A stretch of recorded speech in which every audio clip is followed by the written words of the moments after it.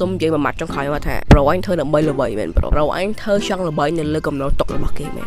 ប៉ុន្តែកុំតមួយទៀតខ្ញុំចង់មានសង្គ្រាមម្ដងទៀតជម្រាបលា I love you Santa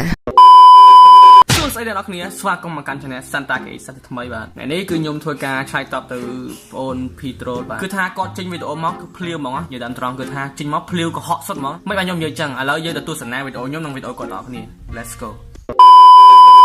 Hello Petro មែនហ្នឹងហើយធ្វើអីដែរហ្នឹងអត់កាត់តវីដេអូអីអត់ទេគាត់បានខំមកខ្ញុំម៉ែខ្ញុំក៏បាននិយាយមួយគាត់ទៅវិញទៅមកដែរពេលហ្នឹងគឺចំថ្ងៃខ្ញុំឈឺពោះហើយថ្ងៃដែលខ្ញុំឈឺពោះហ្នឹងគឺខ្ញុំអត់បានចេញវីដេអូមួយថ្ងៃគឺខ្ញុំអត់បានចេញវីដេអូមួយថ្ងៃអត់កាត់តវីដេអូអីអត់ទេគឺខ្ញុំអត់បានចេញវីដេអូមួយថ្ងៃ Oh my god បើសិនជា fan របស់ខ្ញុំគាត់chỉបានដឹងហើយថាដូចជាថ្ងៃបោះដូចក៏ថ្ងៃពុធហ្នឹងអត់បានចេញវីដេអូម្លងពីថ្ងៃហ្នឹងហើយដោយសារតែខ្ញុំឈឺហើយប្រូ Santa គេហ្នឹងខំមកដល់ថ្ងៃដែលខ្ញុំឈឺ Because I know somewhere deep down in my heart I still love you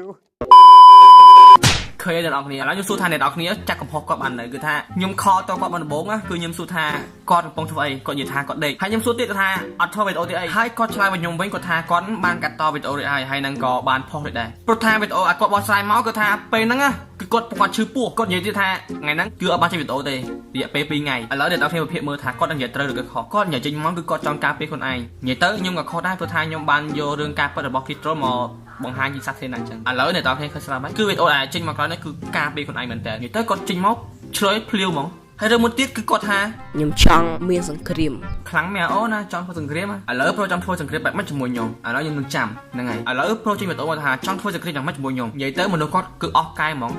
កាយឲ្យឡើងហ្មងគាត់ស្អីទៅចង់សង្គ្រាមអត់យល់ថាគាត់កំពុងគិតអីនេះបើអញ្ចឹងខ្ញុំអស់សំណាញ់ដែរណាសួរថាអូនឯងចង់ធ្វើដល់លេងមកអូនណាចង់ធ្វើសង្គ្រាមមានអីបានតើអូខេថ្ងៃហ្នឹងគឺមានប៉ុណ្្នឹងឯងហើយវីដេអូនេះផ្សាយជូនដល់ក្មេងឆ្លើយផងអរគុណសម្រាប់ការទស្សនាវីដេអូនេះជួបខ្ញុំសន្តាន KH នៅវីដេអូក្រោយបាយបាយ